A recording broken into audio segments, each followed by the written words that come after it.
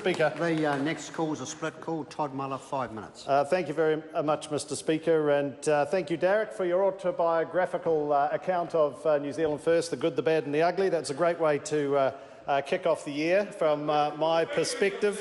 What a contrast that we've heard through this debate, Mr Speaker, between the two sides of the House, and particularly the National Government and the Labor opposition. On this side, we have a clear plan, a united caucus that, in my view, you can summarise with the words of competence and coherent, clarity and cohesion. This is a party that is working and that is delivering. And when I look across the other side, what an absolute mess, sir. What an absolute mess. A disparate, angry, frustrated group of politicians who haven't yet realised that there is absolutely no substitute for discipline. There's no substitute for hard work. There's no substitute for deep policy thinking, and above all, there's no substitute to actually listening to New Zealand and responding to them in a real and meaningful way, which this government is doing. Mr Speaker, no amount of angry, shouting rhetoric from the leader of the Labor Party is going to cover the inadequacy of such a visionless lot that I look across over the other side. You are divided, Mr Speaker. The Labor Party are divided. They are shallow to the core, and they are emaciated versions of their history. And when they celebrate 100 years, as they have over the last few months, in my view, they look more antiquated and more out of touch than ever, Mr Speaker. And a great example of this occurred in the last hour, when we have listened to a tremendous speech by Amy Adams, and she's talking about our social investment model and how that's turning around lives in this country as we speak. And she mentioned the word customers. Customers, they shrieked. And they did, Mr Speaker. Go back and listen. They shrieked at that use of word, customers, as if somehow that's a toxic word to use in the context of public service. Well, this party does not revile from that. We believe that the most vulnerable people in our community should be treated as customers.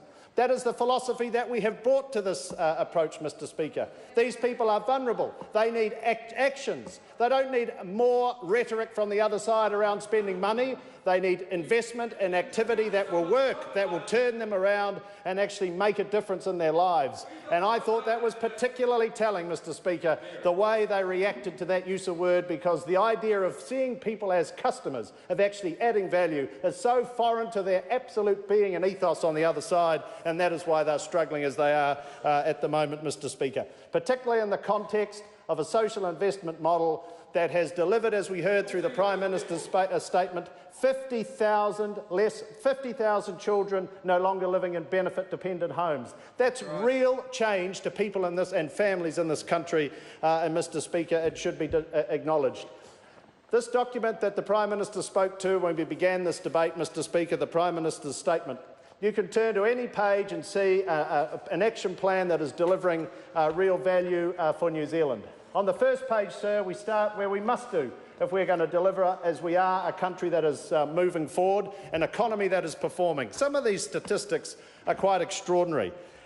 Annual economic growth expected to grow over 3% and expected to beat that over the next 4 years. We need to look back to the 60s and perhaps further back in our history before we've seen such a long line of strong economic growth that is in front of us, sir. And that is the credit of the New Zealand people who have worked hard to get us into this position, and also a government that knows how to manage the books and get the fundamentals in place to enable that achievement to actually deliver for them and their family. Unemployment dropping to 4.3% by 2021.